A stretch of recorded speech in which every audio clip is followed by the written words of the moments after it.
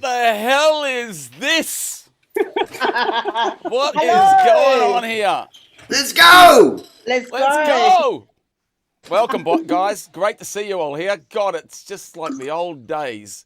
I feel honoured to be in your presence, all of you. It's great to see you. Let's see what comes out of this little discussion. I'm going to read my mission statement as I always do, and then Tanny's going to introduce you. I've got videos. I've got shit everywhere, I swear to you, and I don't know how I managed to do it in the last 20 minutes. But I thank you for being here. I've chosen you for your diversity, and you are intelligent, busy working people in our industry. Like me, you create your own industry. Some of us do have the nous and the ability to create work, but many others, the worker bees, don't. As you will see, I think we all have something of interest to give the Australian entertainment industry. And we're also going to add Thailand at the moment. And it's not just the music industry either.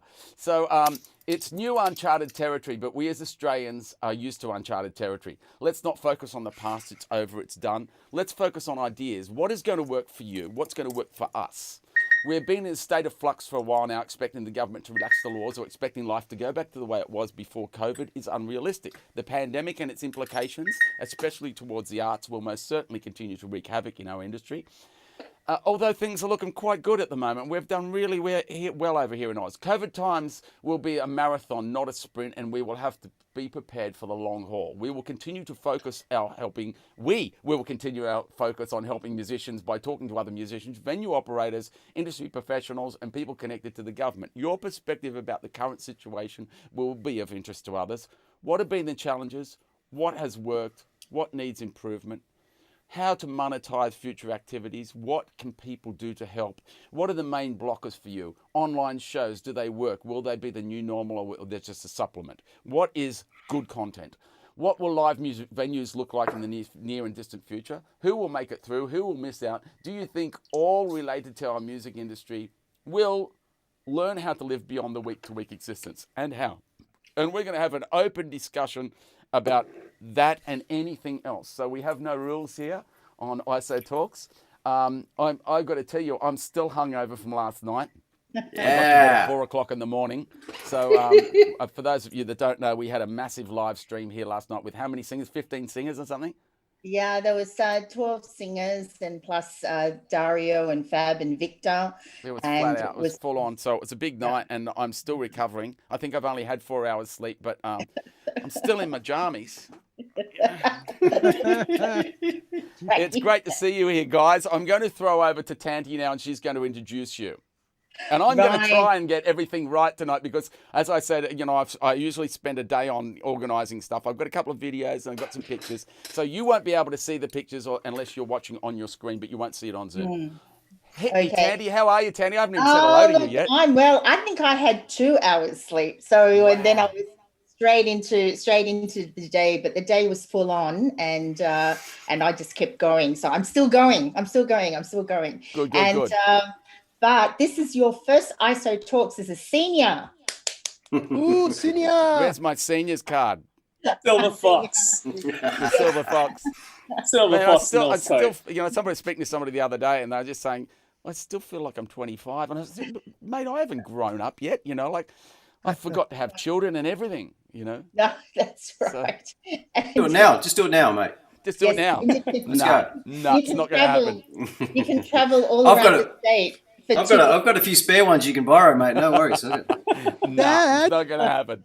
So, anyway, look, it's so great to have all of you guys here. And Daryl and Dawuno are return guests. So they've been here before and they know what happens. And it's great to have Andrew and Kevin here. But what's so special about today is that these are 4 consummate musicians. Not only are they extraordinary players in their own right, but together there's something else. So, some of you may have seen them as part of Daryl Beaton's band, Dawuno's D1 Orchestra in the years gone by. And honestly, they are just,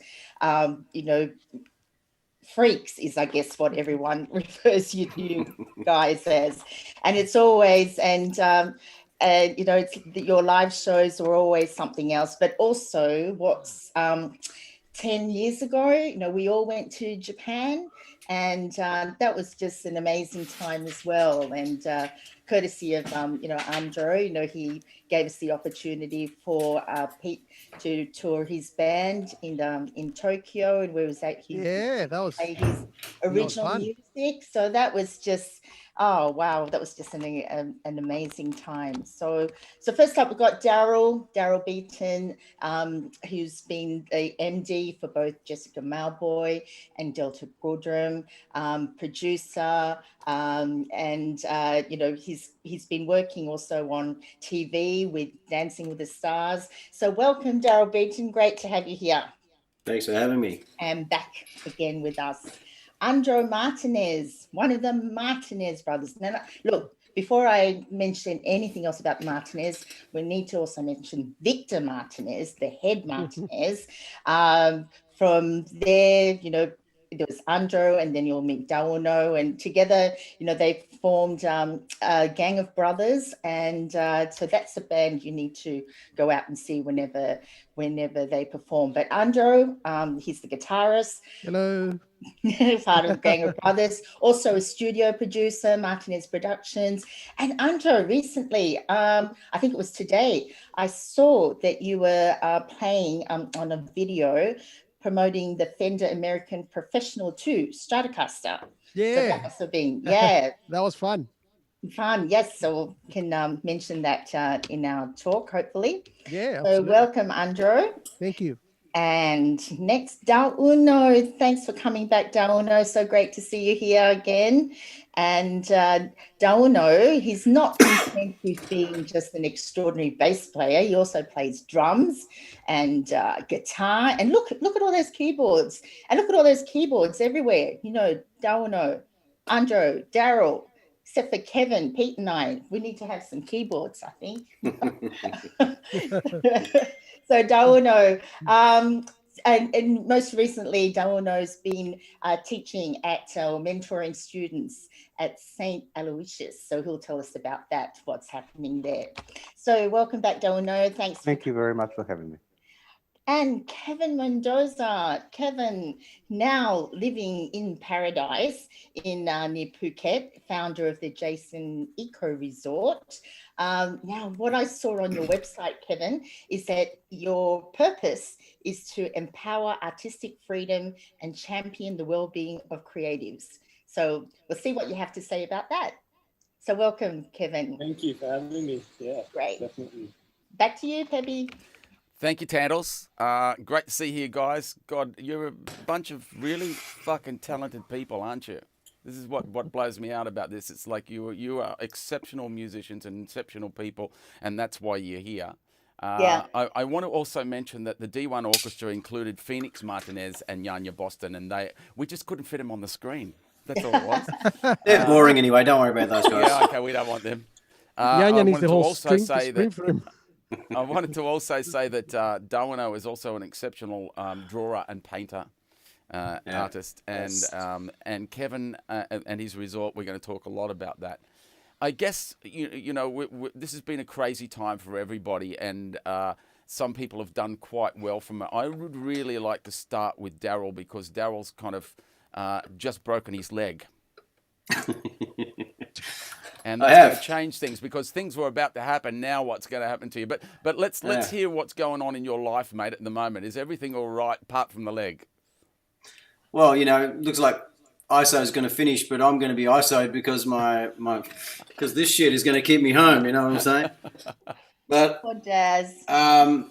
yeah, and I'm literally about to have the busiest month I've had in years. So it's life. Life just goes. You know what, dickhead? Have this. Have a broken leg. Have 4 kids. Plus my wife's in New Zealand for a month. We'll throw all that into the mix. Right. So look. It's a challenge, but life is full, and we'll just get it done. So with this busy couple of months, are you touring? You're traveling, or you were in Sydney? I'm doing a TV job for an American production, and we're going to be shooting every day for about 5 weeks. And so I'm on keyboard duties and also arrangements and charting duties for that. I can't talk about too much, but no, I can't. But It's huge, Pete. It's huge. It's going to be absolutely massive. So Bold just and tell us beautiful. what the name is. I'm gonna get it out of you. Yeah, well, yeah, you could probably. I'll probably slip up. I'm not that smart. Is it a music show? Well, why else would I be on it? Is it For my Channel looks? 7? I mean, seriously, look at his head. Is it It's a Channel beauty 7? contest, bro. It's a beauty. Is it Channel 7? No, it's not Channel 7. So it's not The Voice. No. Is No. it, No, strike that one off. Is it a dancing show? No. It's already It's done not. that. It's actually it's going to air in the States. It won't go to air here. So Oh. what's happening is, and as you know, opportunistically, because things are not working a lot in the States, because unfortunately COVID being the way it is there, so a lot of things are getting done here. Yeah. And that's great for us. Obviously not great for our US friends, but you know, it's a really good chance for the industry to expand into demonstrating that we can do good things here as well. And perhaps, you know, the long-term benefit of that might be that some of the US production teams go, well, these Aussie guys, they can actually pull it off and they can do a good job. So maybe some more work will come that way, right? Yeah. It's great. Well, it's great to see you've got work coming back in. That, you know, like it is happening for a lot of people now. It's all starting to come back. Andro, what about you? I mean, you're mostly doing studio work. I know you still do your live gigs and things, but how's the studio business now? I was I mean, to go back to, let's say, September last year, right? I started getting really busy in the studio September. So I was basically towards the end of the year, I was doing like 10 gigs, 12 gigs a week. And I was doing the studio during the day. So I was killing myself. So when COVID hit, I had a lot of work in the studio, and that made me I actually gained time to actually really focus in the studio, and I put a lot of time into it. I upgraded and upgraded gear because I decided to kind of take it on as much as I could, because the opportunity opened up for me to actually go deep into the studio. Yeah. And that in that process, I created quite a few online opportunities for myself, where I do production for international artists and things like that. And I've been doing a lot of that stuff. So I've been doing production and mixing and all that kind of stuff for overseas. And so during COVID, I was doing a lot of that. So I had quite a few jobs every month that I was doing, and that was kind of giving me extra income that I didn't, otherwise I wouldn't have had anything. And I also got focused into original things. So I wrote a lot. I got quite a few tracks coming out soon now. Yeah. And that's been my focus. You know, the focus has been for me to be in the studio as much as I can, and the gigs, because I'm not doing gigs that are like, you know, there isn't gigs that I'm doing that are kind of go, wow, you know, I'm doing normal everyday gigs to pay the bills. So my focus is the studio. That's really where I'm at. Well, I want to talk to you. I want to talk to you a bit about original music a little bit later, and we're going to see how people can monetize it. Darwino, you're a professor now. I gave myself that title because in Spanish, the word profesor means teacher, and if you write it in Spanish, it's with one S. In English, it's with two S's. So that's the confusion of the Spanish to English. And a lot of people have said to me, they're all laughing at me. They're going, you're spelling it wrong. I'm not spelling it wrong, man. I'm saying it in Spanish. You know, the reason why I have become a bit prouder of Spanish, or our language, which is Castellano, it's because I'm taking every second day, if possible, I'm taking Spanish lessons or Castellano lessons with my kindergarten teacher, who originally taught me how to write. And apart from my mother, of course, she originally taught me how to write and to write properly with calligraphy and stuff like that. So she's teaching me all the verbs and all the nouns and all that stuff, which is extremely complicated. And so that's become kind of my going back to my childhood, going back to my teacher, and it also helps her to teach. So it's Do you nice. enjoy like learning a language? Like that's a hard thing to do. Like, Well, it's not like I have to learn it because I already know how to speak Spanish. right, My level of Spanish was at the level of a 10-year-old right, because that's when I came here. So my academically, I wasn't any more than that because once you come to Australia, you have to learn the language. yeah, So that's where I was at. But I feel much stronger now speaking my native tongue, and yeah, it's tough. It's a beautiful way to write as well. How right, they write, yeah. all the letters, they look beautiful, beautifully beautiful shapes, and some words have double R's and all this stuff. Just Yeah, beautiful when accents. you being so visual, it must be a beautiful, beautiful thing aesthetically for you to look at. It's And very it's I'm it's a going to it's a talk to you a bit great about the talent. family and how it came here and all that between the two of you guys, the brothers. Kevin, man, you haven't been back here for a while now, have you? How long since you've been back in Sydney? Yes, since last year, I think, around about this time, How long have you October, been over in November. Thailand for? Yeah, since last year. I mean, Right. on and off for the last 3-4 years building the project. But yeah, I was aiming to come back earlier this year, and then COVID hit, so it was like, well, I guess I'm stuck here. So tell me it's a a bit. bad place. Tell us a bit about this project because it's quite astounding what you've done. And I'm also Yeah, want to know I'll show you if around. you're making any music. Are you making any music? I'm not making. I mean, I dabble with beats and stuff like that on my own, but nothing, major You're not playing production drums? wise. For a couple of like local island bands and cover stuff, I've done. And then just today, actually, I got asked to do like a Battle of the Bands competition next month in Phuket over in the mainland. But yeah, for the most part, it's just been I've been trading crypto and living on the resort basically. So give us a quick rundown about the resort and where you're at. I love that you're outside Yep. and you're looking around it. So give us a rundown. Yeah. So the place is called Jayen, which is Thai for calm heart. It's basically a chill out, calm down space. I've got 10 of these bamboo domes that I designed and then built with locals here, and then we've got a infinity pool up the front, the gym and lobby and cats and nature.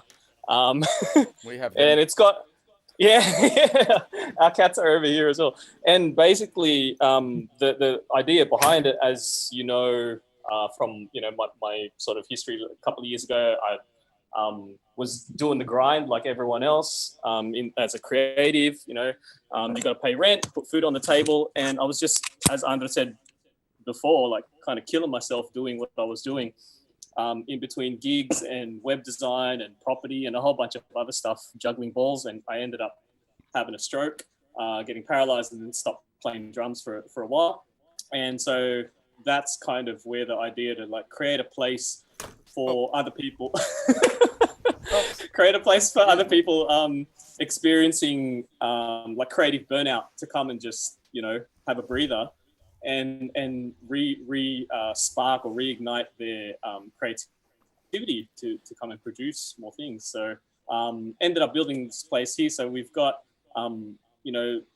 equipment for like minor recording equipment. I've got a green screen for film stuff, little tools for art, paints, and just anything that can sort of get the creative juices flowing. While you're away and just calming down, I guess. I built it for myself to heal, but for other people as well. It's quite outstanding what you've done, and I've looked extensively when you first started opening it. I watched all your videos of how you were making the place, and it's amazing what you've done. It's incredible. Is it successful for you? Not with COVID. Not with COVID at the moment. So yeah, we were the first 3 months that we opened last year. Like we had a soft launch, and then last year was proper doors opening, having guests here. And we were pretty much full up until February, March. And then Thai government shut down the borders. So we were pretty much closed for 6 months. And it's only this month that we started getting guests back officially. And so far we've had like 3 or 4 bookings coming through. So are all your But guests yeah. are all your guests local area, because they can't really travel from overseas now? Now they are. Yeah, it's either locals or expats that already are in Thailand. Whereas before we were getting a lot of international people coming through. So yeah, it's definitely changed our model now. And are those So people coming over and like utilizing all the creative space? Are they creating? Are they, or are they just some coming to are. chill Yeah, out? we've had some really different like experiences. Like, you know, the spectrum's gone from people coming to have like a silent retreat and fasting for 10 days or something like that, all the way to people like engineering, you know, big machines and doing 3D visualizations and things like that. So it's been, really varied. And then the art and music in between. A couple of people have written songs. Someone did a music video here as well. Right. So it's been a really wide gamut of Let me ask you, you're an exceptional drummer. Do you have a drum kit set up?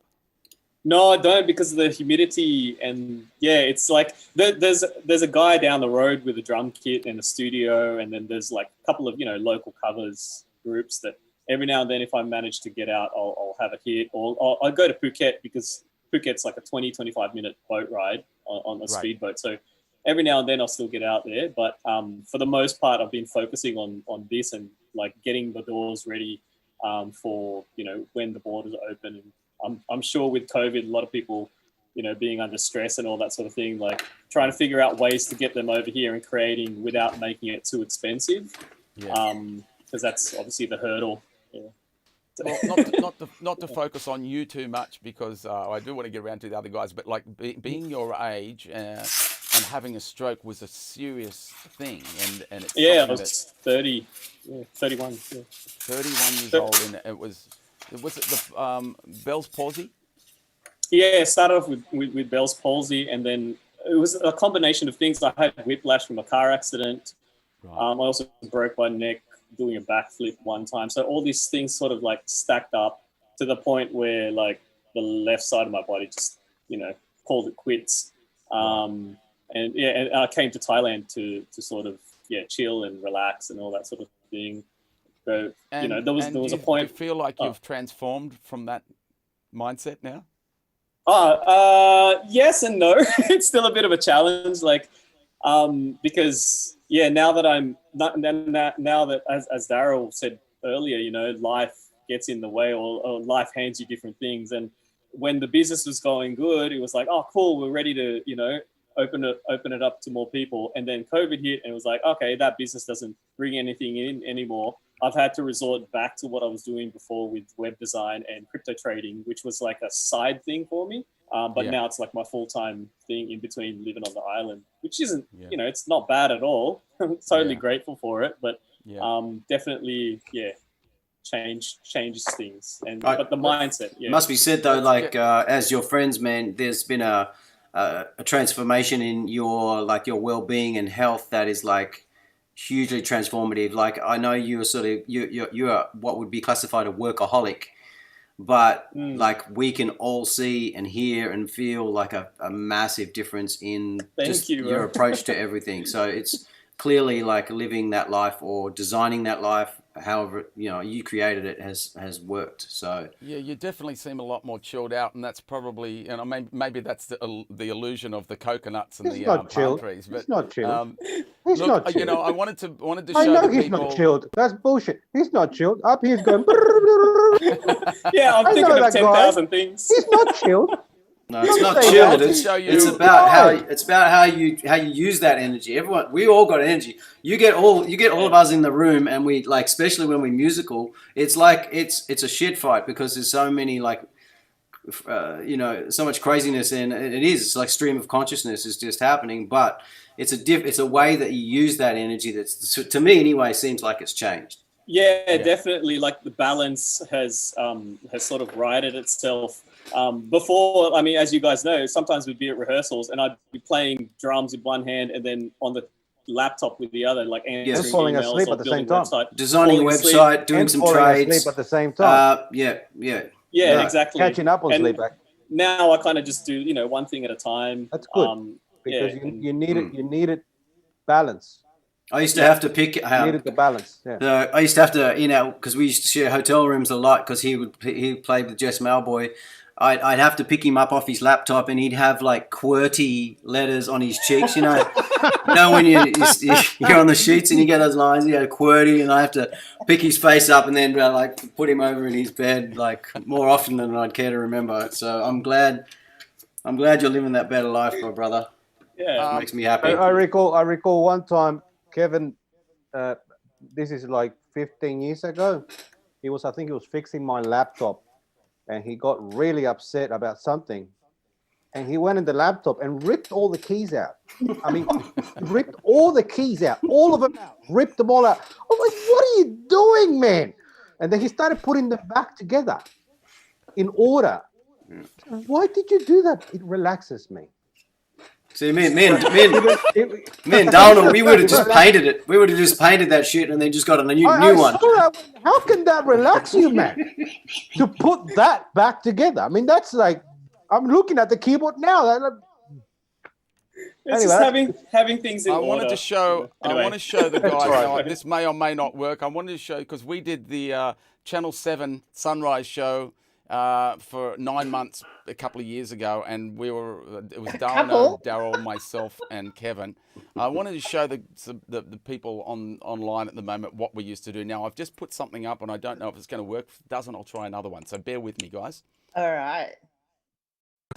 It's Mardi Gras night. Full tilt on the camp factor. So right now, it's time to wish you a happy Mardi Gras. Helping us out of the band, please welcome Christo Alexander with I Will Survive. See you tomorrow. At first I was afraid, I was petrified, kept thinking I could never live without you by my side. Then I spent so many nights thinking how you did me wrong, and I grew strong, and I learned how to get along.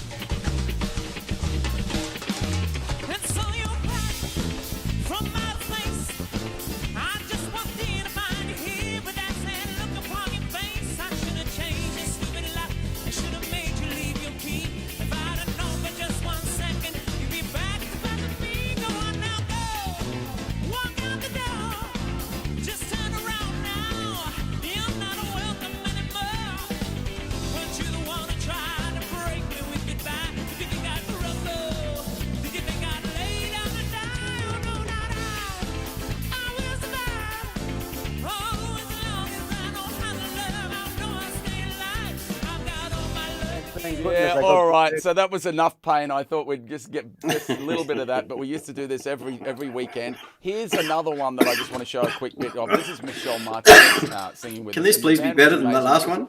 It was an incredible band. We're going to leave you with the band who are performing, joined by Michelle. Ladies and gentlemen, have a fantastic Sunday. Michelle Martinez. Going crazy. Thanks, Brett.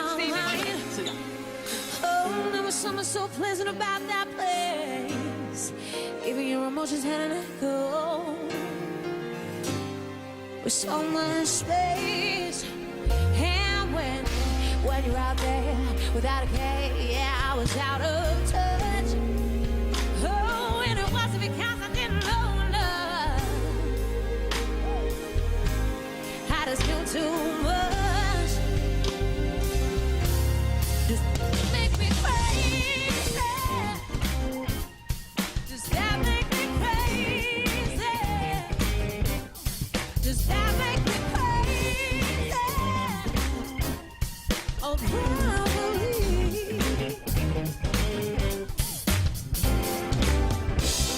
When I hold it to a having the time of your life. Oh, but think twice.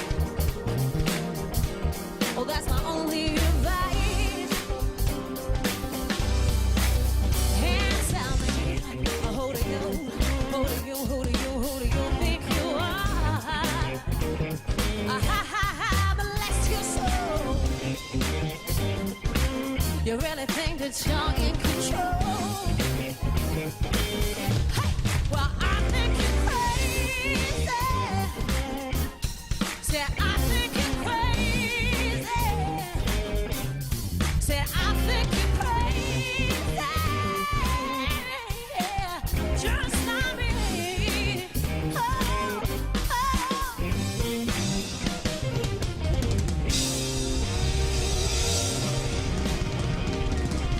So that's what we used to do. It was an amazing band, amazing arrangements, and all that sort of stuff. The other thing that that I've found today that I used to come and see you guys as the D1 Orchestra, and it was one of the most amazing bands. And my partner's son used to come and see you all the time as well. And I was just looking, and I found something that was done at the AIM Studios. So bear with me. I'm going to get this. I'm going to fast forward it to the point where you actually play music.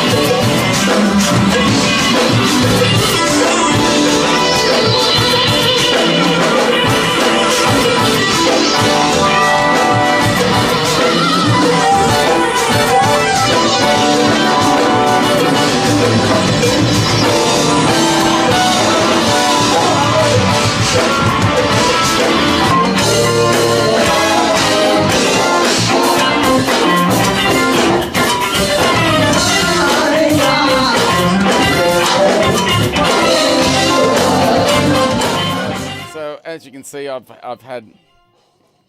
Hello. You'll find out that it was out of sync, and that's just nature of this. So it just goes to show that you guys it was together are just something else, aren't they? Yeah. You were just an amazing bunch of musicians all together, and I know that you spent a lot of time rehearsing. Daryl, tell us about that time with the D1 Orchestra.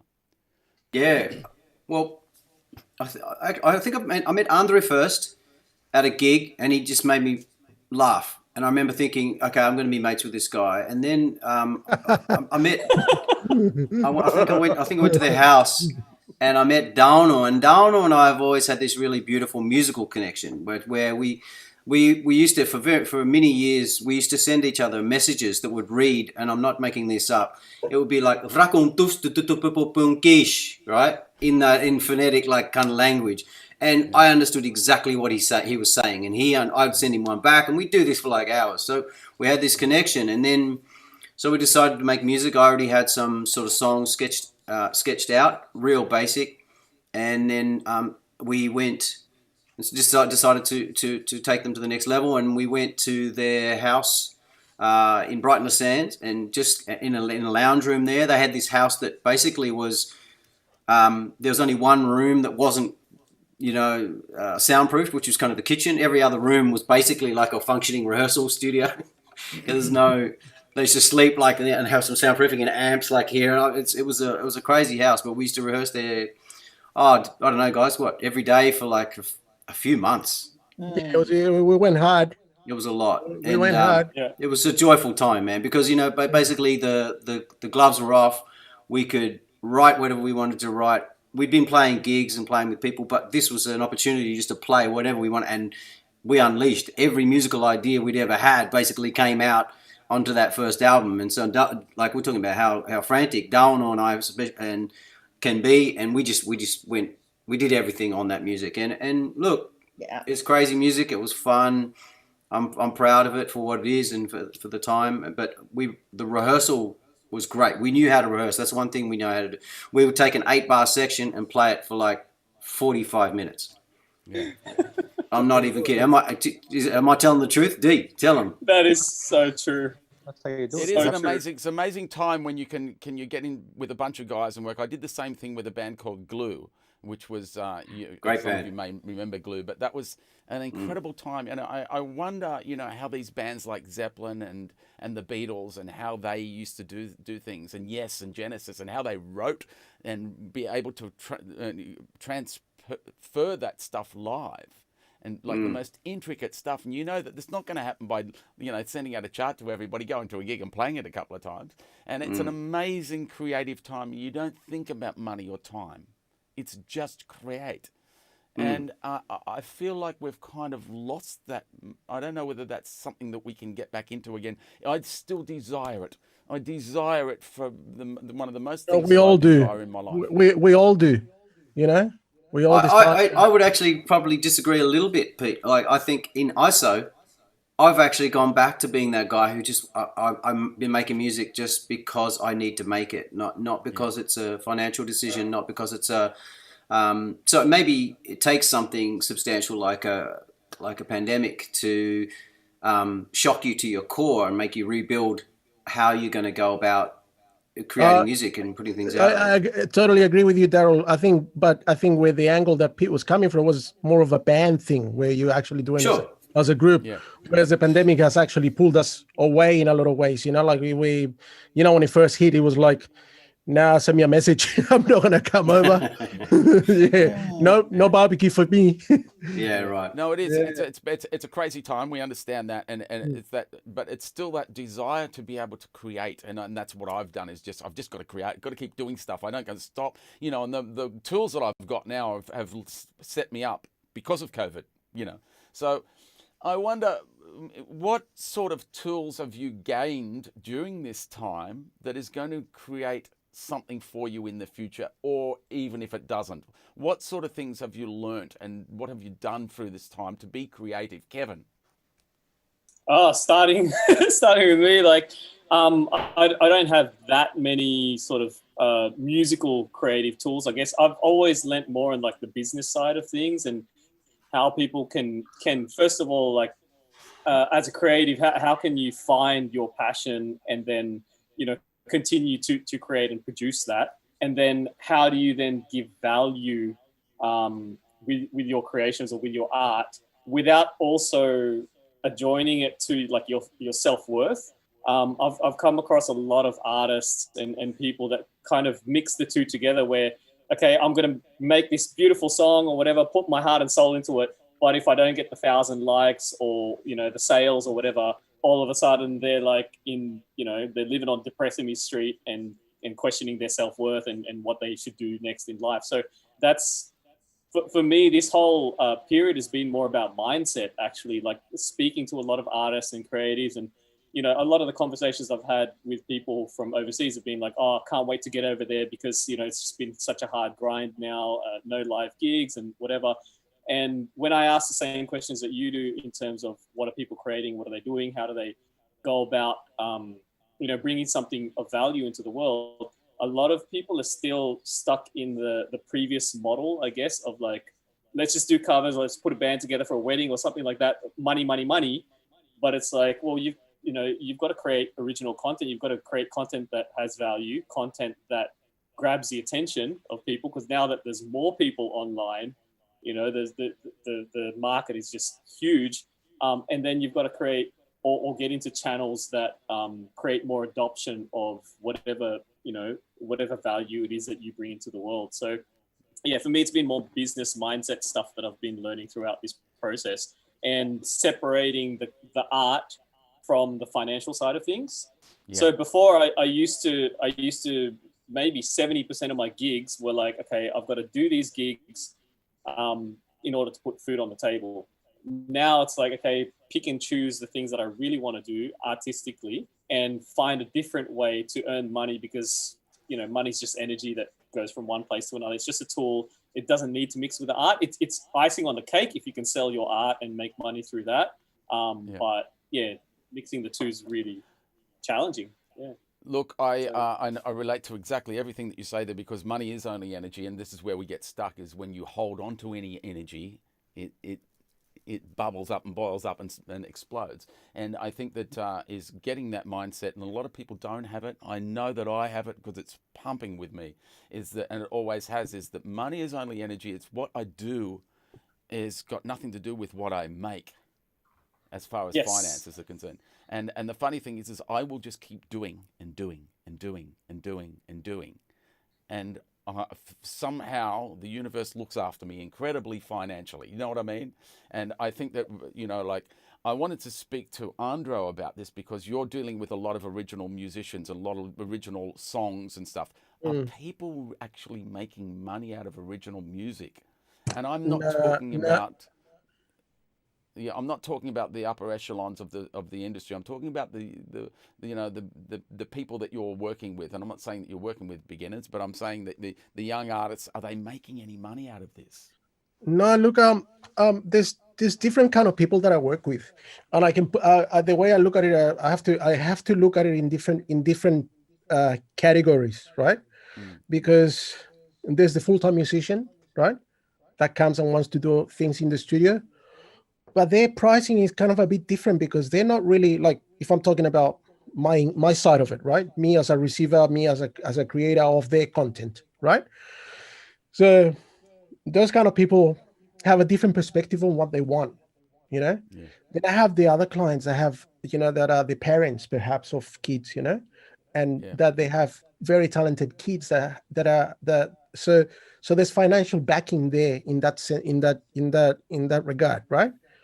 Then there's the other people that they're actually floating around or they work full time, and then they have other things, because there's a lot of artists that are really artists, they're not full-time musicians that are doing covers. So there's different things, and I'm trying to answer your question because I'm trying to find the angle. Well, I guess what I want to know is that the people that are coming along and they're making original music, how are they financing it and how are they making money out of it? Well, they finance it. I'll tell you one thing right now. COVID hit, and I spent a shitload of money on gear. How am I financing it? I found the money to do it. That's how I bought all these gear that I've got, and I keep buying, and I've always have, and I always will, and I'm gonna die buying something. I'm probably gonna go to a grave, and I'll fall in there with a guitar and some pedal that I write post and a microphone. You'll trade your coffin on eBay, knowing you. probably. But just before he dies. Yeah, that's right. So I reckon if finding the money at any given time to do something that you want to do, if it's something that you really want to do, you're going to find the money. And look, I don't want to talk like a salesman, right? Yeah. But I have to actually get in that mode too. But it's all about selling a dream. Music is a dream. That's what it is. Music is a dream. We all love music. And then we know that if we can create something amazing out of nothing, and then you see something amazing, then it becomes valuable. So I wonder, and I worry about people that come along to a studio and want to record their original songs, and they spend a lot of money on it, and they can never make that money back. But that's how the industry is now. Yeah, but so there must be a way through it. I mean, because some people are doing it. How can you do it? Because you're at the forefront of it all. So what is the answer? How does somebody, if I come along and I want to record an original song, how am I going to make my money back? It's a really hard question right now, because it's right now is the hardest time to kind of have an answer. If that question was asked a year ago, we all know, well, you can tour it, you do your shows, and this will create this and that, even though you're not selling physical CDs, but you can get into festivals and all those things. Right now, those things are starting to pop up. So potentially the good ones and the ones that have a commitment to the future of the music will see the light through. Now, I feel that we're in a transitional period. What it is on the other side, what's 2021 going to have for us, I'm not sure what's going to happen there. But I do see, like we all seen it, I mean, there's no, the record sales it's non-existent. So it's more about, I don't know. I think, like I said, it's a dream. We are giving a dream we're creating a dream. We're creating something beautiful. So that's really, it's back to the art somehow. All right. Now while we're there, I wanted to speak about your family, because you have the most amazing creative family. Now, you came over here in what year? 89. 89, and your parent. Look, I mean, I know your dad, and I've met your mum, and your mum passed away a year ago. Yeah, about a year and a half now. Yeah. So I mean, when I think of the Martinez family, I just think, what lucky children you are to have had parents that encouraged your art. Because I know it's not just music; it's art as well with you guys.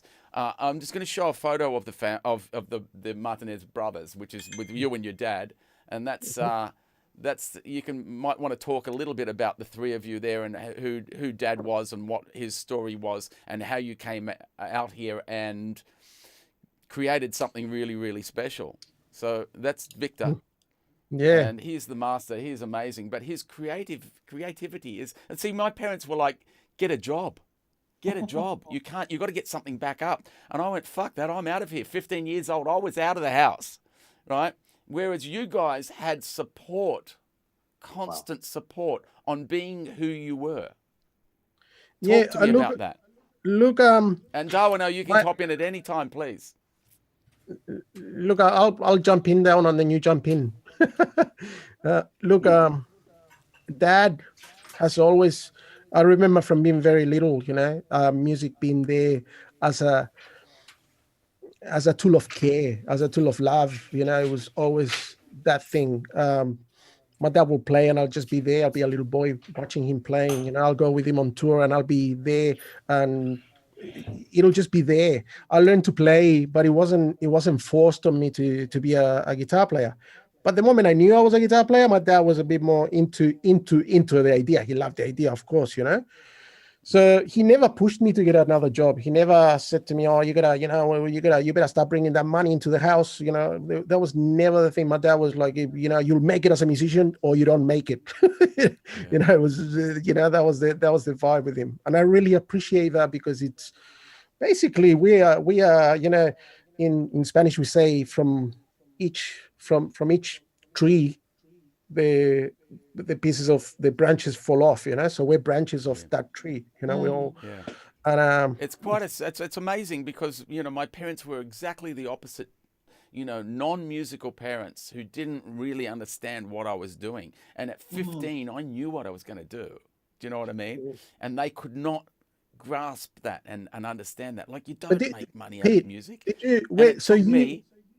So at 15 years old, is that when you envisioned that you wanted to be a guitar player? Is that all I knew is I didn't want to do anything else. I knew I could do guitar. I knew I could do it, but I didn't want to do anything. I was good at school, but I didn't want to be good at school. I could do that. Wasn't important. But because for me it was about the same age. Yeah, same. 15. 15. It was like I knew I had to. I was going to go deep into it. Yeah. Well, it was difficult for me because the only way I could do it was to leave home. And so, as I say, 15 years, I had to get out. I knew that if I wanted to survive on the planet, I had to get out of that, And it was the best thing I ever did because it made me a self-made musician and man. But you guys had, and I look at people that have got music. But I admire you. You see the admiration that comes from you. I have the same admiration. We always do from a juxtaposition. I think we always do that. But I look at people like you, and I look at people like Daryl, who's had musical background as well, and I envy it. I envy musical kids, like kids that have had musical parents, because it's a natural thing. It's just really natural. I love it. Darwin, because your thing, like you're an amazing soloist, and I'm just going to play a Darwino's piece of. Just check this out.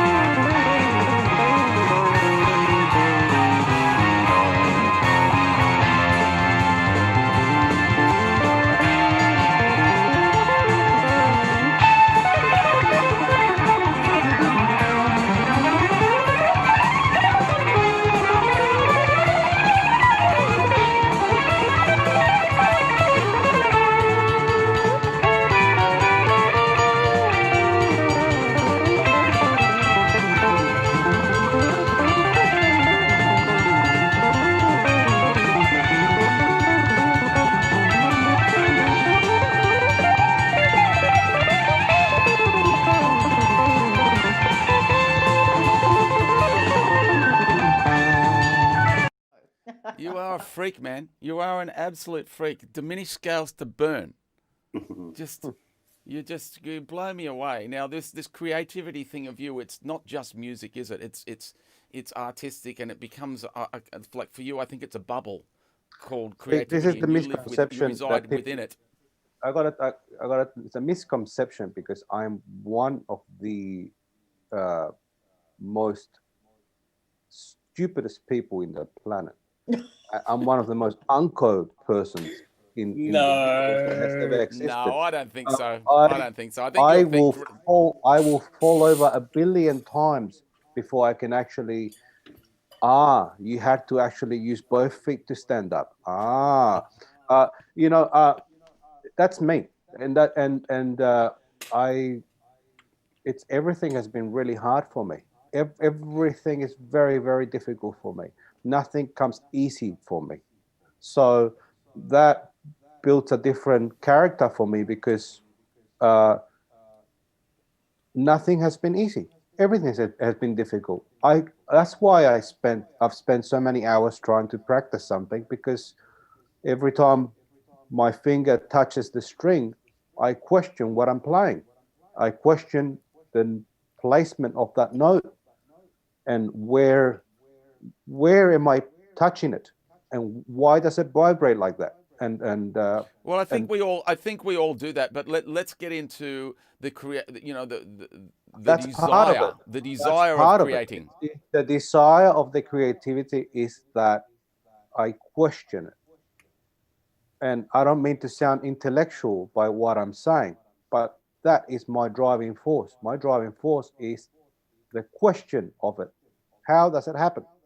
Why does it happen? And for instance, I want to go back to our rehearsals with Daryl and the D1 Cartel. My job there was to, I think, Daryl is the musical director of musical directors in the country. And funny enough, I became his musical director. But, and that's a great honor for me. My job in that situation was to create, and this is how I listen to music. This is how I see a great piece of work, or an improvisation, or a composition. I hear everything like the bridge. To me, everything's the bridge. And the bridge, why is the bridge so important to me? Because the bridge is the bridge. And if you haven't got a bridge to that bridge, it's just a bridge. So that could possibly be one of the most downhill things I've ever heard in my life, bro. But it makes perfect sense. I understand what you're saying. We all understand sense. what you're saying, but you've got to remember there are people listening here that are not musical. So explain that to people. It's like this. It's for people that don't understand what I'm talking about. It's like having a line. Let's say you got this line here, a line, and in this line, there's going to be maybe you want to decorate to make it smoother because it's wobbly. So you want to make that line a little bit smoother. Therefore, you add a dot here and you create a little bit here, and you put color underneath, and you use all these textures to make it flow. That way, it's like a conversation, like this conversation we're having now. To put it in context of something non-musical, right? Like what a bridge in a song is like. It's like the twist in the story, right? It's like the unexpected turn in the movie that you weren't ready for. And I think part of what Donald's saying is it can be the point. Yeah, but what Donald's saying is like your approach to any kind of music should be the same as if you're reading the plot, the twist in the plot for the first time. You're curious, you are ready, you are kind of like, I guess switched on is the right way to describe it. So it's an approach to playing. Well, the thing is that when I hear someone's composition... Good explanation though, D. Good explanation. Totally wrong. Donald's going to say, no, that's not it at all, mate. It's the line. It's the line with some squiggly. Go, man. Go. Well, let me butt in there. The beautiful thing about this is that when Dawano speaks, he speaks like he's doing art. because you spoke like you were drawing, and I love that because, and this is what I mean about you and you guys, the Martinez family. You are completely born, bred, and living in the creative space. See, look at him. Look at Andre. He dances for a living. Manifest. Hey, can I tell Your you words what my make me favorite- dance. Can I tell you what? Tandy, you wanted to say something. I just want to say. I just Santi want wants to dance too. my favorite bridge in a song. It's actually in Jessie's Girl. The bridge. I just love the bridge of that song. Thank you, Tandy. I just thought I'd like add that. I like that bridge Why? too. Why? Answer why. Why do you like the bridge? I like the way that What is the bridge? Sing it a little bit for us. Jesse's girl, Jesse's girl, I don't know a woman like that. And then what's the bridge? Dun, dun, dun, dun, dun, Go.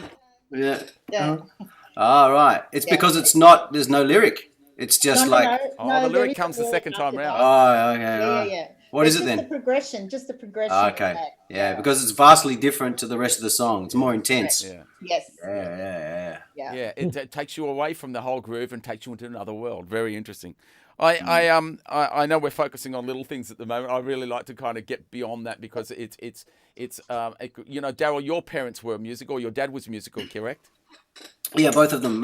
Dad's a drummer and mum sings. She's fortunately still with us. So I think we connected on that level too. We kind of knew that we came from privileged backgrounds and all permission was given to be creative. There wasn't any expectation of having to get, you know, a real job or you know, financial pressure. So yeah, we all and even Kevin's parents, very musical people. Although they weren't professional musicians, they were very musical people. So probably all of us know what it was like for music to be heavily encouraged in your life and nurtured. Now, your international background, Kevin, is.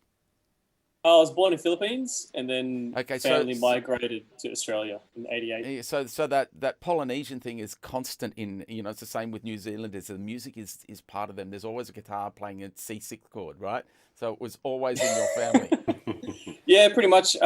Dad ran a choir and mum sang.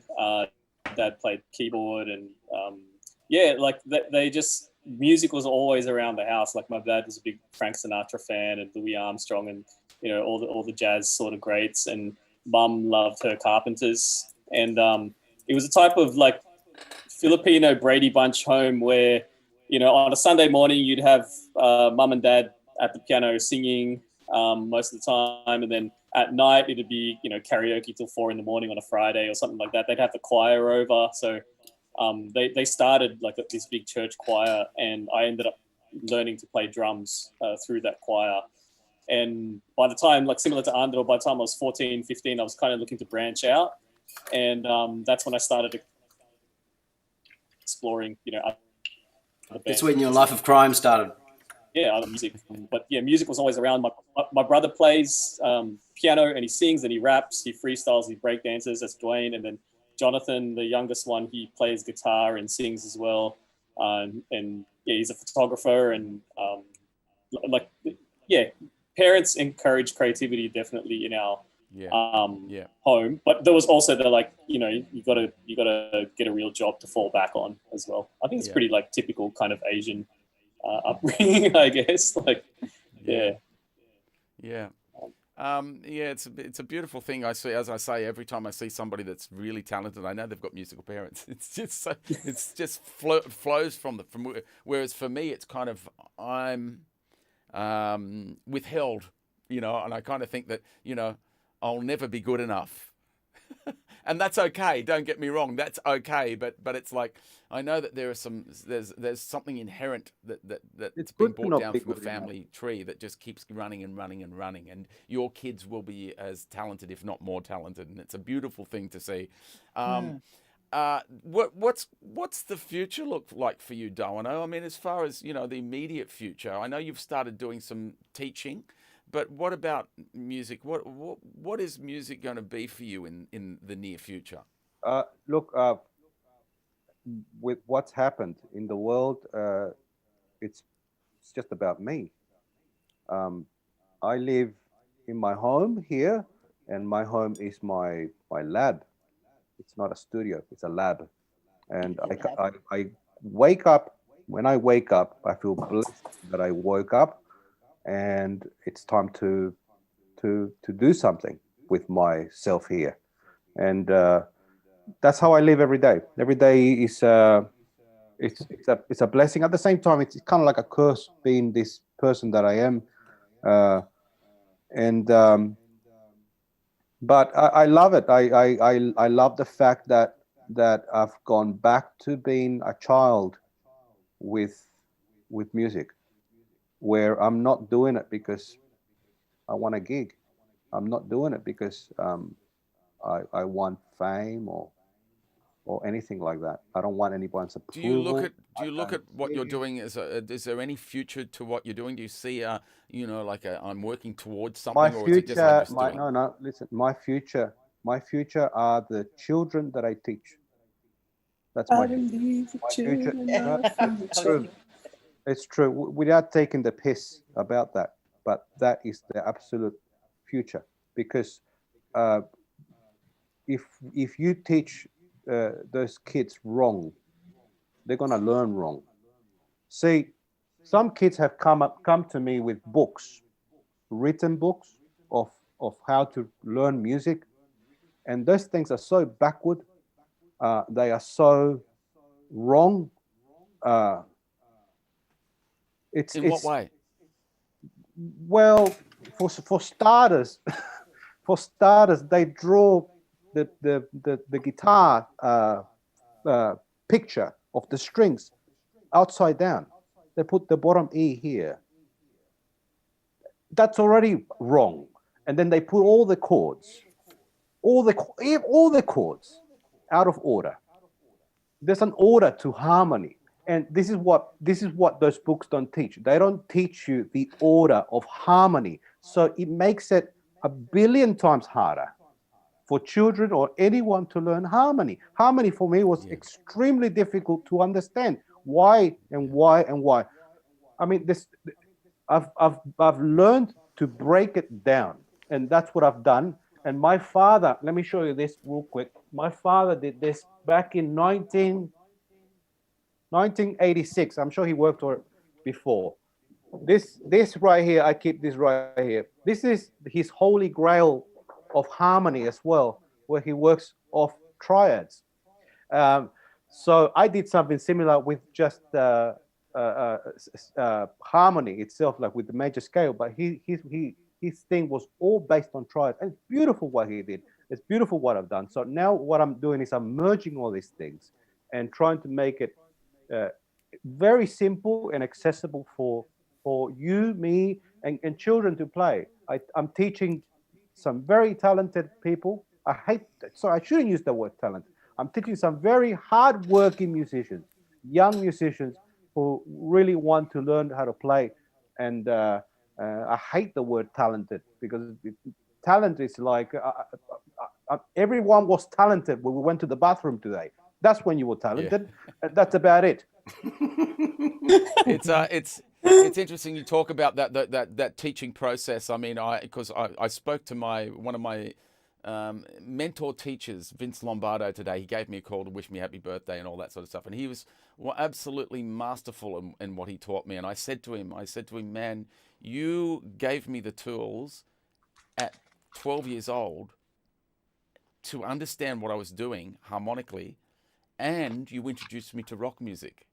And it was an amazing thing, because it was having the understanding of what music was and listening to this other stuff that didn't care about it, but they all made sense when it got together.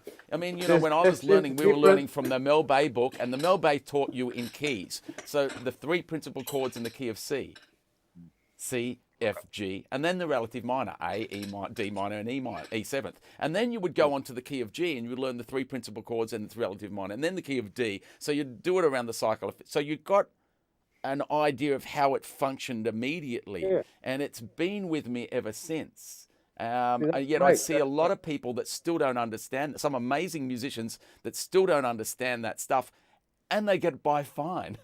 Well, you don't have to ever understand that stuff. It's the problem is when you get someone with a title that calls himself a teacher, and they teach kids wrong or people wrong, and they make them feel bad for not being good or Yeah. for learning.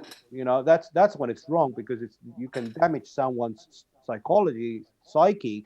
You can damage their whole life by some stupid, ignorant comment that some frustrated adult made.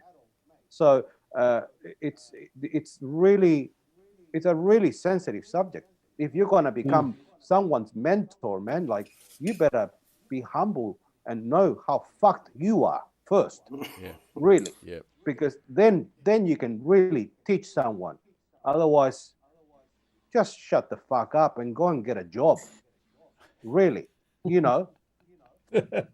I love you. So it's so true though. Like just to add on to what Dana was saying, like what he's doing now by teaching kids brings me back to when I first met him, and he and Andro took me under their wings, and I remember hours and hours of being at Dano's house, just like there were sessions where it'd just be like just playing the hi-hat or hi-hat and snare, and he'd be next to me just like, yep, you're on it, no you're not, yep, no, like just to get the feeling in. And the difference I find with Dano's artistry is the difference between accuracy and precision. Like he is precise when he wants something like articulated, and in terms of like what he was talking about before with language, like he'll I guess teach music as a language. And going back to the value that we produce as artists and creatives, the more we know our language and can speak that and get that out to people, then the more valuable or the more creative or the more beautiful our work can be, the more we can articulate it. Music has a number of languages. See, we got the language of rhythm, we got the language of harmony, we got the language of melody. Those are just those three different languages that we got in music that we can hear. You got the language of creativity, being able to tune into the listener and make them feel good. Because when you're writing it, depends on what purpose you're writing your music. But I know that when I have written music, some music has been purely about the intellectual, other music has been purely about whatever you have to have a reason why you're doing it. And my favorite music, I think, is the one that truly comes from it's got to have the whole thing. It's got to have the whole thing. I have found that with some music from Nigeria, the Ogene music, and they use cowbells, these big cowbells, and they use a pot as a bass, and the rhythm is like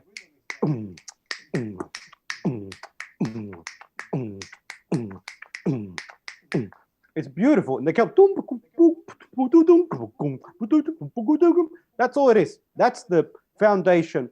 And then there's this flute, where I have to call it a flute because I don't know the name of it. It's like a flute, and this melody that is, you would say, what's it? This guy's in another song. He's playing another song, and then the singer comes in, and it's beautiful because it all works together. But it's orchestration, good orchestration. I love good orchestration. I love reggae. I love jazz, of course. I love everything. There's nothing that I don't like. I just don't like those YouTube commercials. That's all. The only thing I don't like. And Valerie. You can, yeah. Valerie. Look, we could talk on this forever. I usually like to try and keep this under the hour or at the hour. We're already over it. Let me just go around to Daryl. I mean, what's the future look like for you, Daryl, as far as business and music is concerned? Apart it looks from, like things I know are. You've got a job and you've got some work coming up, but what does it look like for you? Well, I got two tours booked for next year already, so it looks like things are okay there. I'm going to take the sort of the studio. I've been working in the studio hard, so I never used to really focus on it. I'm going to take that into the future. I'm going to work I'm gonna work this studio better. Like Andrew, I've spent some money and I'm buying stuff. I'm actually investing in my ability to create, to produce music as well as play music, MD, all that kind of stuff, because it's a joy. So that's what the future looks like. Yeah, that's it. And just try to keep outputting stuff. I'm happy to be back working.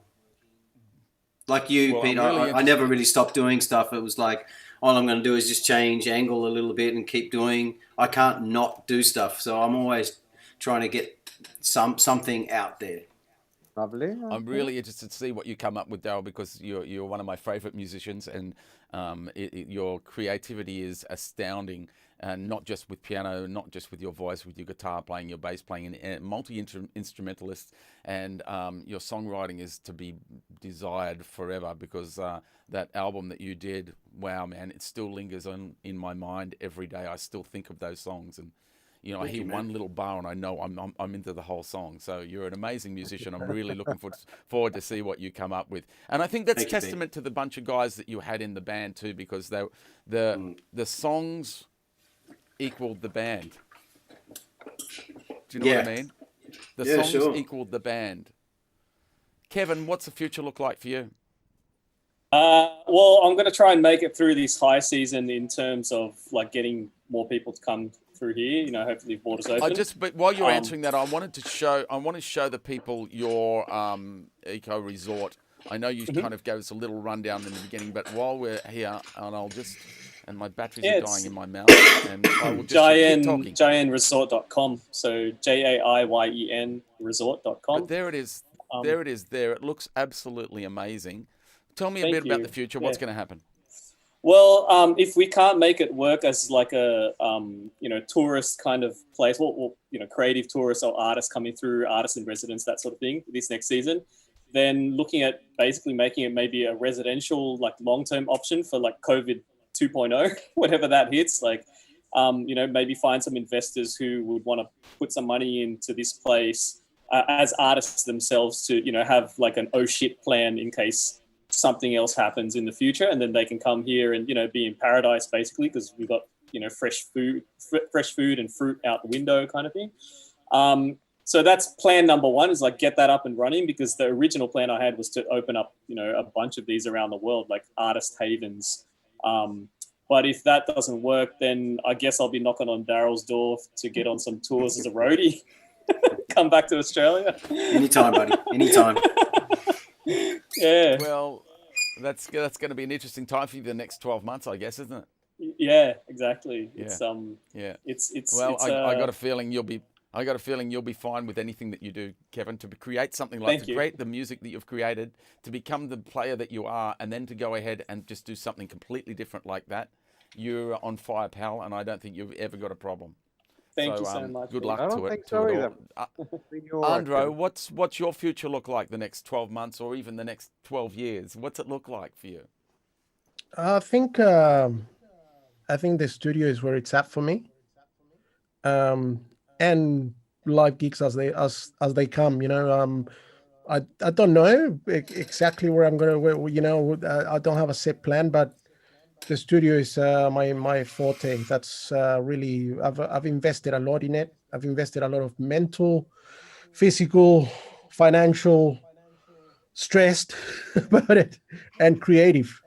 Creative. I got this patch bay that I pulled apart 2 times, and I killed myself for a week trying to wire it so that way it was perfect. It will never be perfect, man. Huh? You always want to change it. You always want to change it. Yeah. I mean, Andrew, let's face it. Just on this segment today, right here, you changed microphones twice. Andro, let me tell you, I've got all of us. We were all content with what we had, but no, you had to have the microphone to go. No, you guys couldn't hear me properly. That's all it was. Hey, Andro, I have a 1/4-inch patch bay that you're welcome to. It's sitting in the garage, not doing anything. If you want 1/4-inch, I think Daryl was after one actually. Daryl, pick me, sir. It's all yours. Yeah. No, I'm good now for patch bays. I got patch bays patched out. Okay. Yep. You let me know, Darryl. You know, I look after you guys. I've given Darwin a bunch of drums, and I've Man, you know, I always look after you. Pete, you know what I regret? It's that Rev What? 1 you had. The Rev 1, the reverb. Oh, no, you don't. No, you don't. I do, don't regret man. that one. Stop It's a it, man. piece I of do, man. garbage, mate. I regret it, man. I regret it. Nah. I want to go back in time. I want to go back in time. It was 8-bit. They're and rubbish, it was about mate. This big. It was a boat anchor, mate. You don't want that shit anymore. It's over. Come on. I was If thinking it Get it was as a analog, plug-in. yes, but it was one of the first digitals. You don't want that stuff. It's garbage. Oh, man, I Peter, loved Peter, it. I was thinking about this today before we got on. I was thinking, gosh, when did we meet Peter Northcote? Yeah. I was like 17 years old when I met you. Is that right? Where was that at? That was in a pub in the Rocks. But previously to that, I think I watched you, but probably 1991 with Glue. Yeah, that'd be Yeah, right. I mean, I heard you play. Sorry, not watched you. Heard you play. Yeah.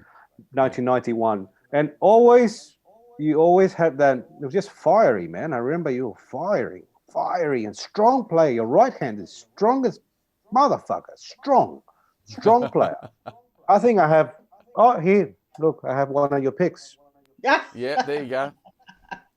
Yeah, the 2 Yeah, I have a millimeter few. picks. I've got a couple there. But look, it's been always for me. It's been like an amazing thing to have you as a friend, and to have you as someone that I call a mentor as well, because we all need one, and I have you, and I have a couple of other great bass players that I love that are mentors, and great musicians around the planet who are mentors. And these guys here, they've all shaped me to who I am today, because they've all kept it very real, a very real communication between us. So that's been really good. So that's I think that we, you know, I know for me, my mission, my purpose in life is to inspire and be inspired, and I think.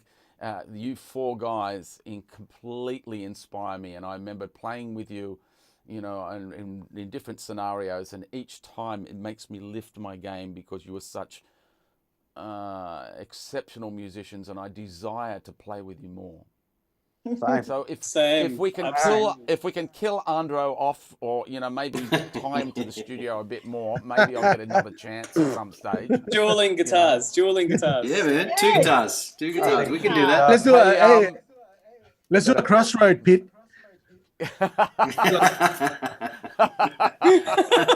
See, you even dance better than me, mate. That's a crossroad. That's a crossroads dance.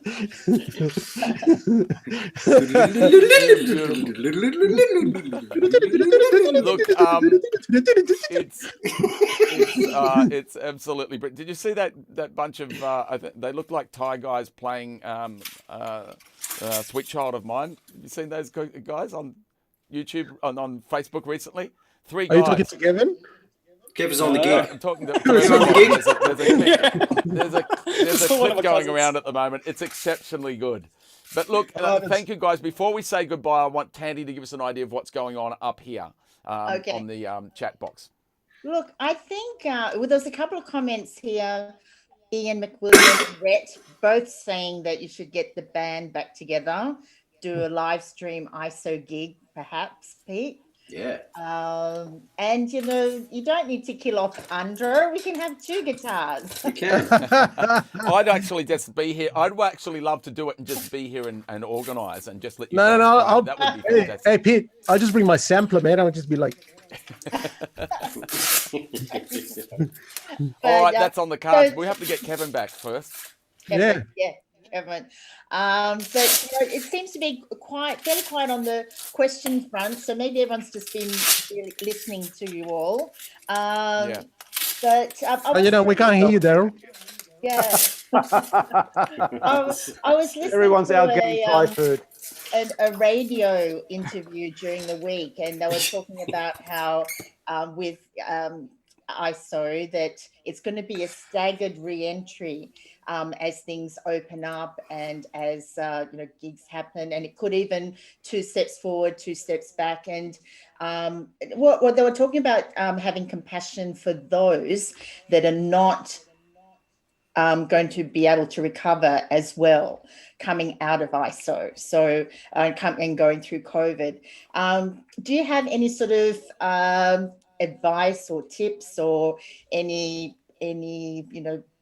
pearls of wisdom that you could share? Can I say something? There's a lot of people out there that are going through mental health, that Mm-hmm. are very depressed, that are sad, that are lonely, and all that stuff. They should all try and reach out to each and every one of us if they need help. It's really important. That's the most important thing for me. Andros, take over. I got to tell you, and I get first-hand information from people because of the ISO things that I've been doing. The joy that I can't begin to explain how beautiful. My life is enhanced exponentially because the amount of messages that I get all day of thank yous and just for giving them some music online. I know that we're in a time that this may not last, but I think that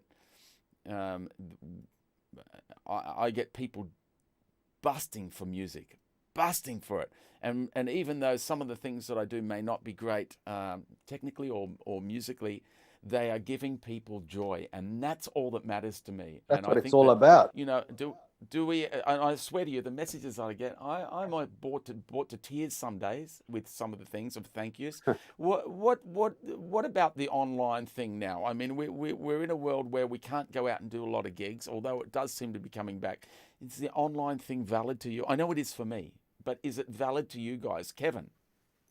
Yeah, I was going to say one thing that everyone should be getting on is finding their niche or their niche.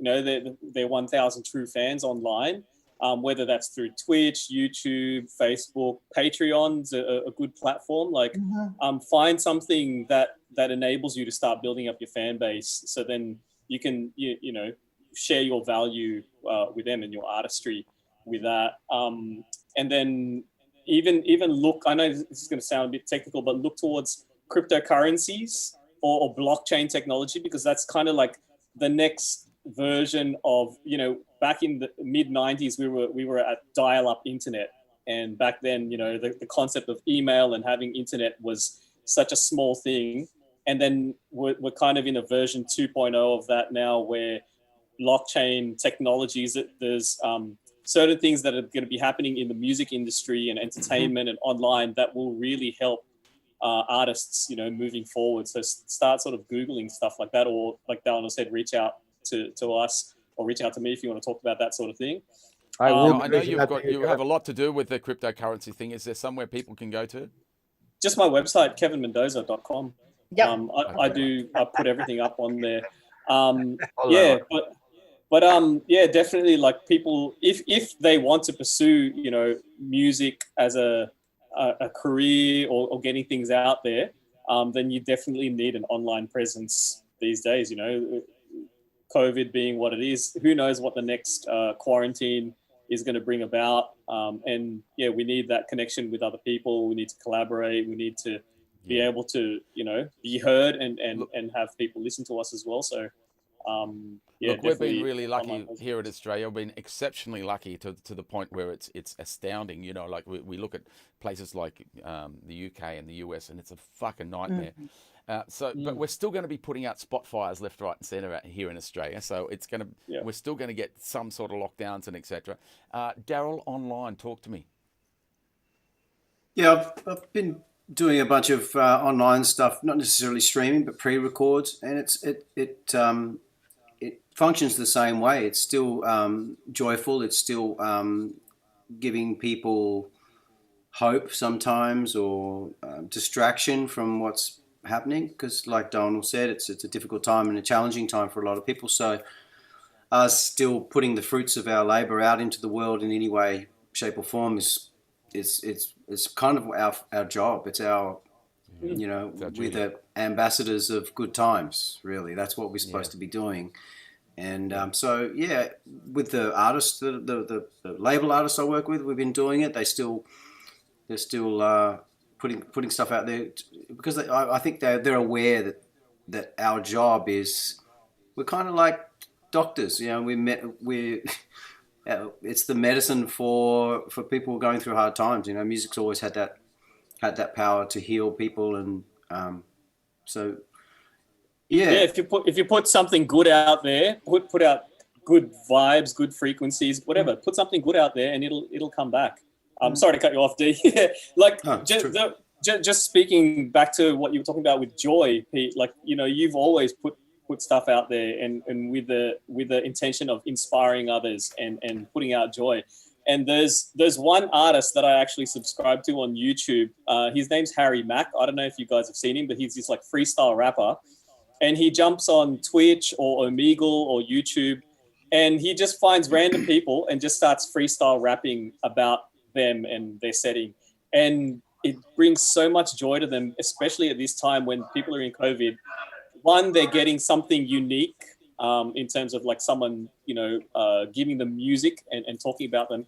And two, it brings a spotlight onto them. They're getting some attention in a place where they might have been, you know, isolated in their bedroom. So like, he just brings joy to so many people. And I use that as a morning thing for me. Like, I check his channel to just go, cool, like who's he brought joy to at this point, you know, a simple smile. And I think the more content that people produce in that manner, then the more people will find value in that and follow through with, you know, potentially giving money towards their artistry and making things grow from there. So, yeah. I think that you're absolutely right. And the beautiful thing I've discovered in the recent months is Twitch, and some amazing musicians on there. And all they're doing is creating, and they have a conversation with their audience. And you can see them, although the money is not the focus, they're making money. You know, I see there's a drummer guy, a Sydney guy. His name is Mitch, and he's an amazing little drummer, amazing player. And he'll stream for 8 hours. Yesterday he streamed for 8 hours. And he just plays. And he talks, and he learns songs and shows people how he learns. And that's all he's doing. He's doing what he loves to do, and people are rewarding him. Exactly, yeah. It's like the new version of busking. It's just that you're not busking on the street now. You're busking to, you know, potentially 8 billion people around the world, or whoever's got access to the internet. So, just put stuff out there. I tried to convince my wife that my Call of Duty career could take off on Twitch, but she wasn't convinced. You know, the gaming thing, she wasn't going to buy it. It wasn't going to happen. Mate, well, let me tell you something. There's a guy called Harris Heller, and he has divulged recently on YouTube how much money he makes. And he's not just on Twitch, even though he's mostly a gamer on Twitch, but he's become a stream aficionado who knows what to use and how to use it. And he makes between $45,000 and $65,000 per month. Streaming. From gaming. Yep. There's a couple, along with all the other stuff. I mean, as far as YouTube. But you know what the answer is? Content. Yeah. But good content. Consistent. Quality content. Quality content, consistent content. Yeah. I'm really overwhelmed. I'm absolutely overwhelmed with the amount of content that's out there. It's so overwhelming that it almost puts a shadow in your existence in this planet. There's so many people doing amazing things that you feel like, what can I possibly bring to this planet? I might as well just shut down and be nothing, because there's so much noise. I want to conserve my integrity and not be that person too. So this is where I've learned that being authentic and being okay with who you are is what it's all about. Because when you look at anybody talented, whether they be on Twitch, YouTube, or any live or whatever, they are 100% into who they are and what they do. Not in an egotistical way. This is who I am. If you like me, that's fine. If you don't, that's fine too. And what happens is that people will gravitate to and others will It's gravitate hard to for those something people else. that can't sell themselves. That's hard. Very it's hard difficult time. It's very difficult for them Mm. because there's everyone's trying to sell themselves in the same So- platform. Yeah, it It's goes very back to like circling back to I think the very start of the conversation, what I was saying about value and not attaching it to your self-worth. Mm. If you're doing something you love, if you're passionate about it, if you do something you love, you'll never work a day in your life. Like technically, that's one thing my grandfather said to me. If you're doing it with joy and just putting it out there, so if you don't attach it to the self-worth of like what are people going to think and all that sort of thing, Yeah. then that's where the mindset shift is really important to. Like Pete said, like you have to have an attitude, I guess, of being able to care, 100% for your art and 100% for your fans and the people that give you their attention, because that's a valuable commodity.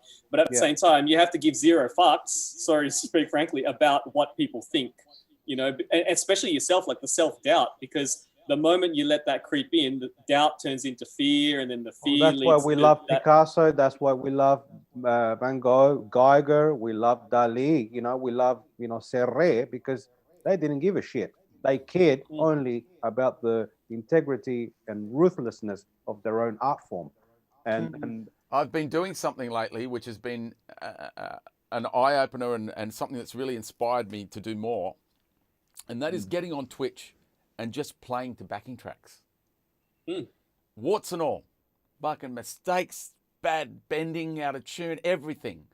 And I've realized that I don't believe you, Pete. most of me... I don't believe you. Most of me... I don't believe you. actually, I don't believe it either. No, but you know what I mean? Like, you often go, well, if I'm going to put something on Facebook, I'll record it. Oh, that wasn't the best. I'll do another one. Oh, I'll do another one. I'll do another one. No. Live streaming is now. This is who I am. I am human. I fuck up. I don't. right. And when you start to give zero fucks, like Kevin says, it's a freeing, liberating feeling. Yeah. Like when you get to the stage where you are just who you are and you're content with that, because having that fear of people might find out that I'm not this harmonically dense or as good technically as everybody else, that's a burden. That's a real burden to hang on to. Yeah. And I think the streaming online thing is something that's really opened me up to go, this is who I am. I like I can't be any more than this. Pete, I can't be any more than this, and I can't be any less. I'm about to release some music, right? And exactly what you're saying, like the first song that of this batch of songs that I'm gonna release, the first one was recorded in April. The next one was recorded in like May, June. The next one was recorded in July, August. And then there's a few other ones I've recorded just recently. And then one which is happening right now. I've been working on it right now. And the problem is, the one that was recorded in April, I've upgraded my whole fucking studio since then. So I'm kind of I'm paranoid about the way it's going to sound, because the other ones sound sonically beyond, So I'm thinking to myself, am I gonna, you start thinking, I've been thinking about this. Am I gonna, what do people think? What are, blah, blah, blah. And then I just gone, you know what? I don't care. I'm doing it because there is no pure sound, but there is pure sound. Yeah, so I don't care. Pure sound is what you hear. The speaker that you're going to listen to it is going to dictate the sound that we hear. Yeah, but I'm not talking about that. I'm talking about how it was recorded. You need a speaker to hear it from. I'm talking about how it was recorded. Matter, Andrew. Doesn't matter. The point is that as long as your guitar is not that fucking loud to everything else, we're going to be all right. I don't even play guitar on these tracks. No, but I understand exactly what you're saying. Rapping. He's a rapper now. Andrew is a rapper. I do. And then I go. I understand what you're saying, Andrew, and it becomes... It can become fearful because you kind of go, because I've got songs that I've not released or done anything with because I think that they're just not great. But you know what? My mind is coming around to going, listen, that was just a snapshot of who I was. It's also because I've got a business now. It's not just me. It's not just me releasing a song. It's also I've got a business where I've got clients coming in. It's a whole thing in my head that's kind of going around in circles. I got people that are... No one's going to listen to it anyway. What do you just put it out there? Shut up. Life is all about change. Yeah, that's right. That's right. just one thing I try to tell people is done is better than perfect. Absolutely. Done is better than Yeah, perfect. especially when I you're like putting that, content out. Kevin. Yeah, Done Kevin. is better than Absolutely. perfect. Virtual high five, Kevin. Virtual high five. There you go. Yes. Just Papillon. put it out there. Papillon. Yeah, put it out there, and it look. I think it's a good idea. It's It's liberating, mate. I think it's a really good thing Oh, to do. yeah, It absolutely, doesn't matter, absolutely. you know. That's who Fresh it was. music That's who is you were. needed. That was a Fresh snapshot of who you were. Australian music is needed. We need a sound. We need it's so important, man. Like there's enough America in everything. I love America, and I love. I shouldn't say America. I should say United States, because America is a big fucking place. Goes all the way from over there to down there. So that's America. I'm American. Hey, Andrew's American. You know, so Rhett Montague, Duffy, Rhett's a regular on here, and Rhett's just said, let's hear it. He wants to hear it. The other thing where is is it? I've just seen Randy France say, hello, boys. G'day, Randy. Hey, What a Randy. legend. Oh, yeah. Total legend, that guy. Tandy, anything else you want to say that's been coming up? Oh no! Before, Andrew was wanting to say something about my original comment, where with any advice to those that are finding it difficult to navigate coming out of ISO. Did you want to say something back then? Because I think we cut it off. Yeah, I mean, look, I'm just trying to go back to there. Coming out of it, I think it's more about where we're at now. You just need to focus and keep your vision clear forward, and look at the things that perhaps you're not looking at. Just look a little bit further, because there is still things there, and there is work coming back. You know, like I've been getting gigs. You know, the studio is happening, so all those things. That's right. You've been at the Lewis, right? At the Lewis Hotel. We play there with Gang Brothers and Buddy with Pusiki and all that kind of stuff. So we've been doing those gigs, and I'm doing acoustic gigs, duo gigs on the weekends and stuff. Yeah. So they've come back slowly,